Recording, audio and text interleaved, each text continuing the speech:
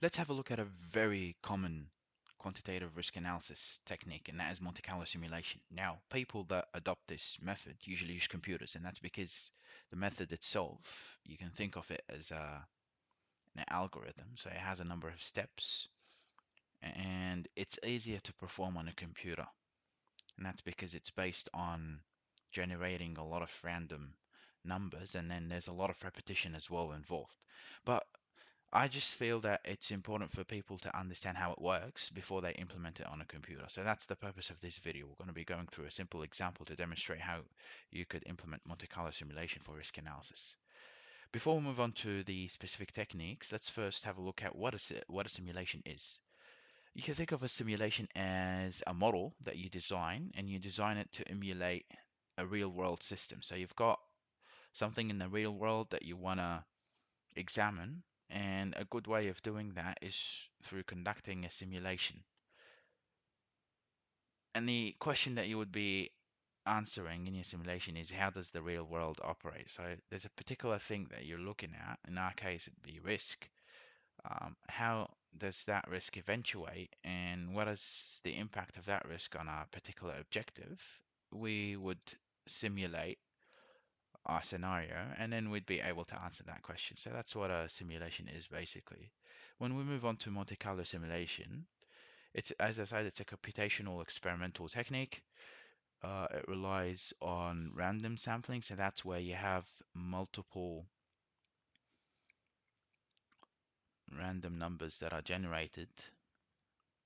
And these random numbers, when you generate them, basically what you're doing is you're trying to achieve a certain output. And the method itself relies on modeling the probability of different outcomes. So you have a risk that you're simulating, and we're looking at the probability of these different outcomes occurring. Now, the inputs into a Monte Carlo simulation, they consist of a probability distribution. Now, what is a probability distribution? A probability distribution, you can think of it as it's a mathematical function, and it gives you the set of outcomes that are possible for a particular event. So you have an uncertain event, the probability of occurrence for that event, all the possibilities would be modeled in that mathematical function, and we refer to that as a probability distribution. Now, you guys are probably familiar with this probability distribution, something that looks like a bell-shaped curve, and that's your normal probability distribution. However, note that in this example that I will be demonstrating in the video, I'll be sticking to discrete probability distributions, and that is where we don't have a continuous, if you like, we don't have a continuous set of variables, but our variable is discrete. So it's a particular day, say for instance, and it goes in intervals of days, or intervals of seconds, or so it's not continuous. And you'll see that when I move on to the example below. So when is Monte Carlo simulation used? And this is very important because you'd see it implemented a lot when you talk about risk when it comes to project scheduling. So if you've got, if you've got an objective related to time, and you're trying to sort of find out the risk that's involved when it comes to time, that's when Monte Carlo would be used. A lot of people also use it for cost risk analysis, specifically when you're conducting, financial or business forecasts. For the purposes of this video, my focus would be on time. Okay, so before I demonstrate on an example, let's just have a look at the steps that are involved. The steps are not actually very complicated. The first step is establishing the probability distribution and obtaining the cumulative probability distribution. And I'll talk about these in the example. Second step is, so that's the first step. The second step is you set the random number intervals, because the method is based on random numbers. The third step is generating random numbers and mapping these to the intervals. And then the fourth step is where you repeat steps 1 to 3 until you achieve your required output. So for us to understand these steps, it's best if we go through a simple example, and that's what I'll be doing now. So this is the example in front of you. You can see that we've got a firm. So firm 007 is a construction consultancy. It specializes in concrete designs, interior designs, and value engineering. So there's various sort of areas in construction that they specialize in. And for each job that they receive, they try to deliver to the clients within 10 days. Some jobs, of course, would require more time, some require less time. They need to hedge the risk of liquidated damages. What are liquidated damages? Well, that's when you deliver, you're late to deliver your work, and hence you're liable for paying the other party a certain amount, and that would be referred to as liquidated damages. So let's say you were supposed to deliver in 4 weeks' time, but you take an extra 2 weeks. In the contract that you signed between with the other party, it would have been specified that for each late that you're late to deliver, it would cost you $1,000. So you'd have to pay the other party $1,000.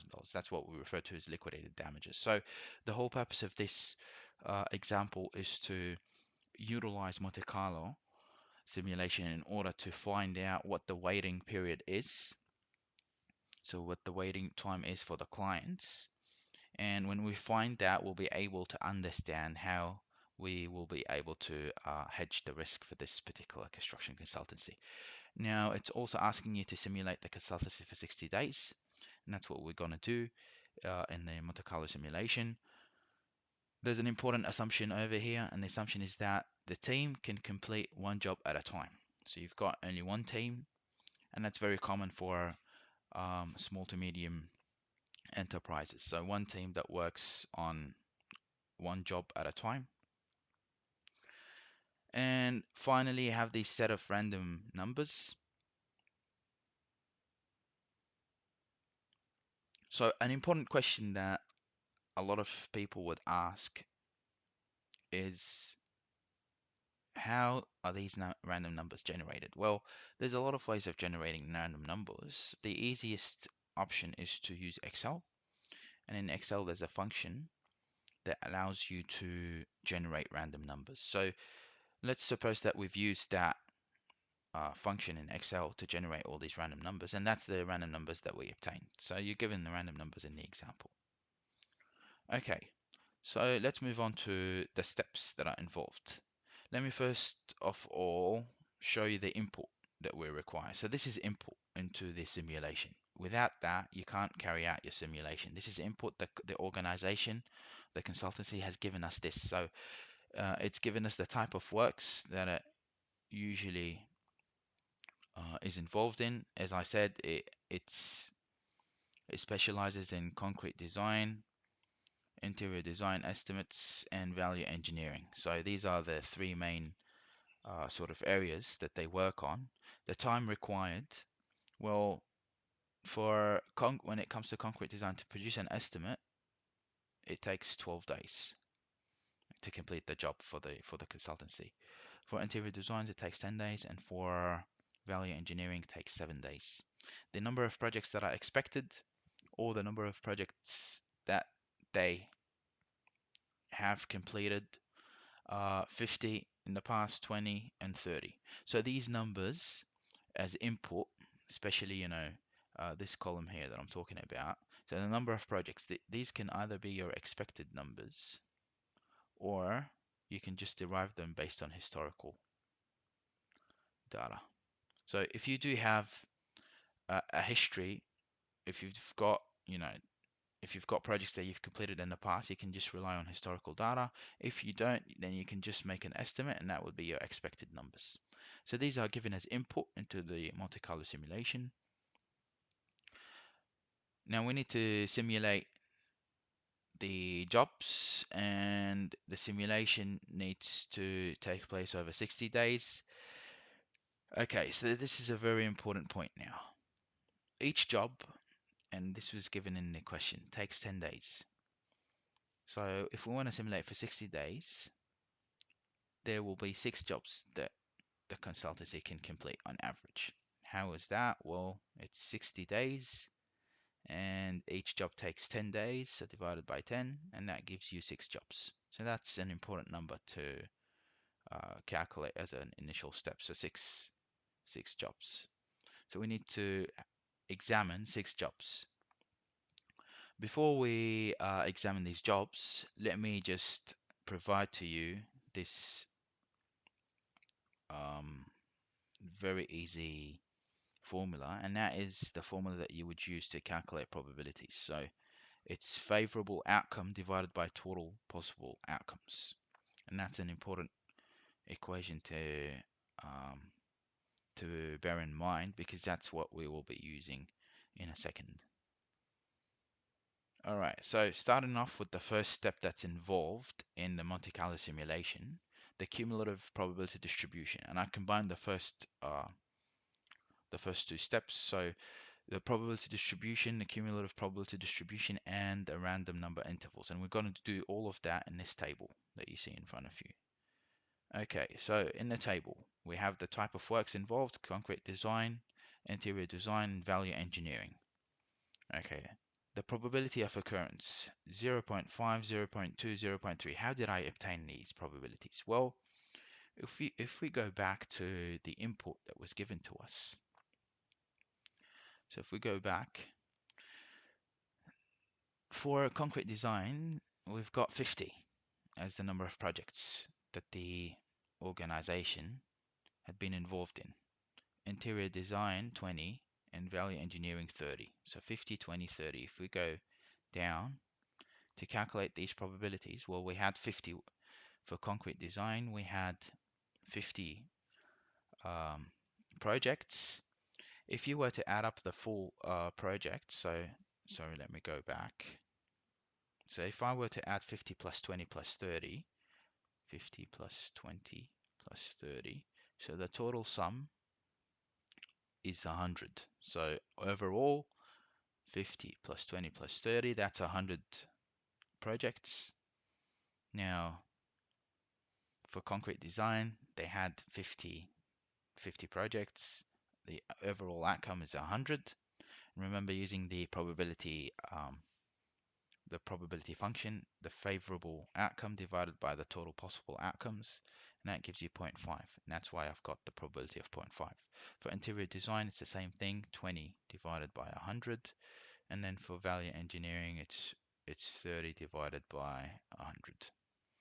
Okay, so we're done with these first steps, the probabilities.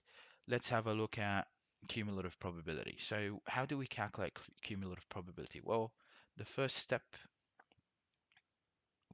would be 0.5. That's just the probability that I have over here. It's cumulative probability, so it means that I've got to keep on adding. So for the second row, it's 0.5 plus, so 0.5 from above plus zero point 0.2, and the 0.2 I got from here, and that gives me 0.7. And then for the value engineering, so it's 0.7, whatever I had from the upper row, 0.7 plus the value engineering one, which is 0.3, and the overall, the final cumulative probability is 1. Okay, so we're done with the first step, and that is obtaining the probabilities, which was that column, and the cumulative probability. Now the second step, usually in a Monte Carlo simulation, is getting these random number intervals. It's important because that would allow us to sort of simulate our project, and I will show you how to do that. Now there's various ways of doing it, to be honest. The best way that I find is to sort of stick to this rule of thumb. So you look at the probability that you have. Basically what this says is that there's a 50% chance. So if you've got a probability over here, it says that there's a 50% chance, right? So 0.5 or 50%. And likewise for point 2. Point 2 is 20% and point 3 is 30%. Okay, so on a scale from 1 to 100, from 0 to 100, that would be 50, 20, and 30. Random number intervals. You start off, the first number is going to be 0, and the interval goes up to 49. So you don't include the 50, right? So why is it 50? Well, it's because it's 50% over here for this column. And moving on to the second row. So the first row over here ended at 49.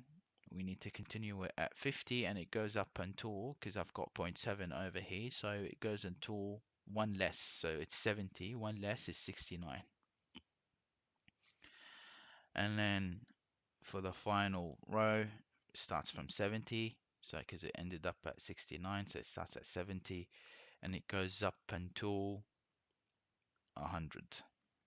Okay, so because that's the final interval, I would get that final figure that I have in this column. So the 1 corresponds to 100. So these are the intervals that I'll be adopting: 0 to 49, 50 to 69, 70 to 100. And that's sort of like, you've seen how I did it. It was based on the cumulative probability on a scale from 1 to 100, from 0 to 100. But you can get other intervals. I just find that this is sort of the best way of doing it. Okay, so we are sort of done with the first two steps. Now the next step is you have to assign a random number to each of the jobs. Now remember, these numbers were given to you in the question. So the 83, 31, 62, 65, 23, and 49, these were all random numbers that we generated. Remember how I said, you generate them from Excel. So these were given already in the question. You just assume that in a sequence that they were given, each one corresponds to one job. Okay, and we said that we have 6 jobs that we need to simulate. The arrival day as well is given as input. So you need the arrival day. It's expected, of course. So the consultancy, you talk to the consultancy and they mention that, okay, 6 jobs, the first 6 jobs, we expect the first one to arrive on the first day, on day 1, on day 12, second job, day 23, third job, day 30 is the fourth job, day 44, fifth job, and day 50 is the sixth job. So that's when the jobs arrive. We don't know the category yet. That's or the type of jobs. So you can see them listed down over here. How did I do that? Let me sort of delete this and let me do it for you. Let me show you how I did it. So this we don't know yet. So this is not input. So this we need to calculate the type of work that's given. So the first job, I'm not really sure what the first job would be like, because remember, this is stuff that we are forecasting in the future. So we expect that the first job would arrive on day 1. We've got a random number assigned to that first job, but I don't know what type that job would be. Is it going to be concrete design? Is it going to be value engineering? Is it going to be interior design related?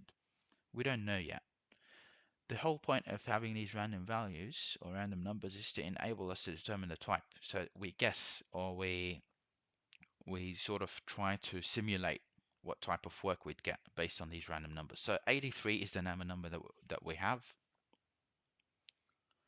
If I go up to my interval, now 83, it falls between 70 and 100. And that interval corresponds to value engineering. So that's how I know that this is going to be value engineering. Okay, so that's, very basic, to be honest. Let's just do another example, 31.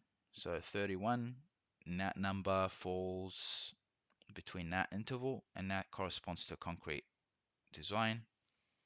So that's why I've got concrete design. So you keep on doing it for the remaining jobs, and these are the types that you would end up with. Okay, so we have got a final column over here in time required, and remember this was input that was given to us before. So if you go up to the first sort of table, remember this is the time required. That was given as I specified, this was given as input to us by the company, so the time required was given as input. Okay, so all I got to do is after I find the type, just see what type it is. Value engineering from the above table says that the time required is going to be 7 days. So far we have assigned random numbers to the jobs. We know what type of job, the expected type that each job would be, and we know the time required. The question now asks us to calculate the average waiting time, and this table at the end over here would show you how to do that. So the arrival day, this is the expected arrival day that we obtained from this table above. Um, Again, we copy the jobs, we copy the arrival day, we have the waiting period now. So the waiting period for each job we need to calculate. The start day we need to calculate based on that waiting period. The time required we already know. The type we've already calculated previously. The end day we need to see. It's going to be based on the start day and the time required. So let's work out the waiting period for the first job. So the first job arrives at day 1. The team, of course, is free, so the waiting period is going to be 0. So the team can immediately start working on this first job. The start day would be 1 because it arrives on day 1 and there's no waiting period, so the start day is going to be 1. Time required is 7, so the end day is going to be 1 plus 7. 1 plus 7, which is equal to 8. That's the end day. Okay, so and that's pretty much it for the first job. Second job arrives on day 12. Remember, you finish the first job on day 8, so you still have a gap of 4 days that where your team is not working on anything. So when the second job arrives, the waiting period for that job would be 0 because the team is already free. The start date would be immediately the 12th day, so day 12.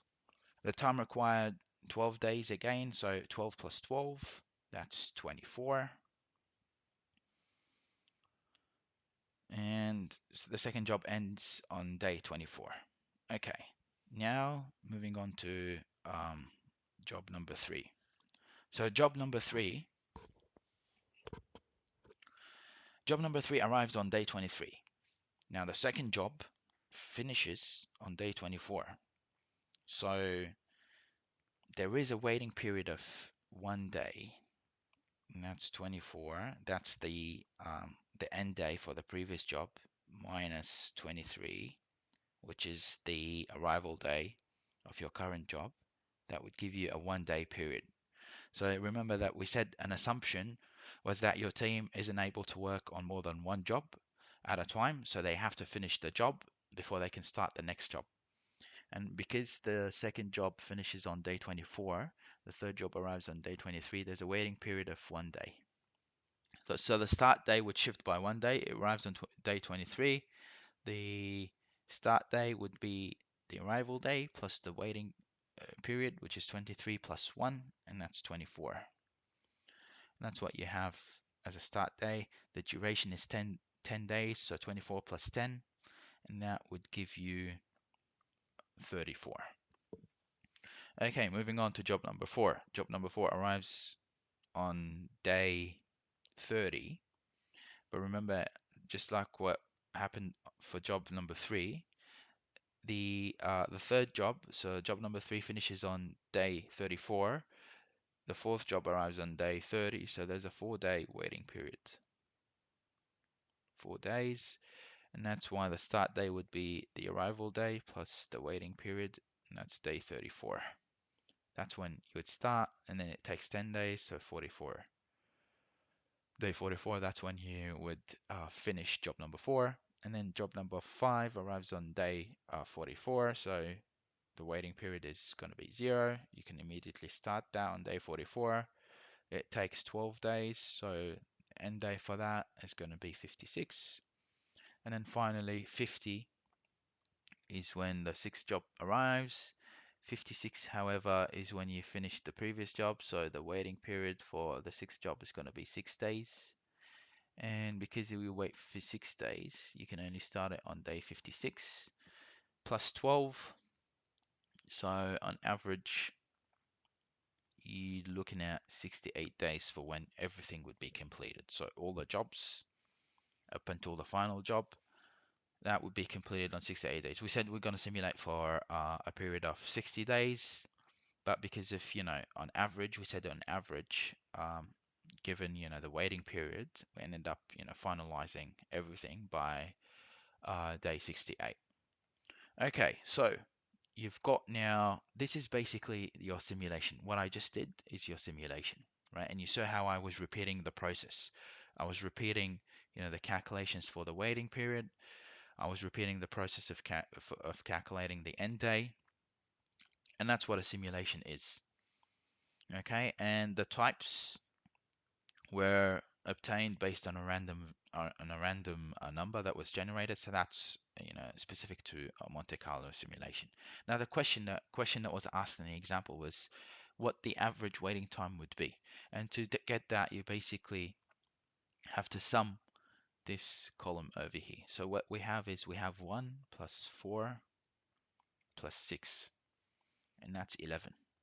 Now we have 11 days overall, but we've got 6 jobs that we simulated. So 11 divided by 6, that would give you 1.83 days. So the average waiting time for each client is going to be 1.83 days.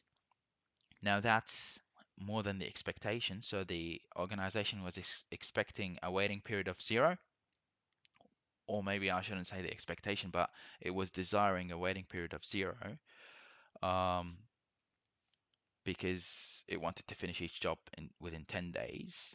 However, given the arrival days and given the time that was required for various jobs, because that would depend on the type, of course. So the time required to complete each job depends on the type. So when you have differing types, you'll have different times that are required. We ended up, when we carried out our simulation, that we have 1.83 days of waiting period. So that's the average waiting period for each client. So that's for each client. And you can think of client over here as jobs.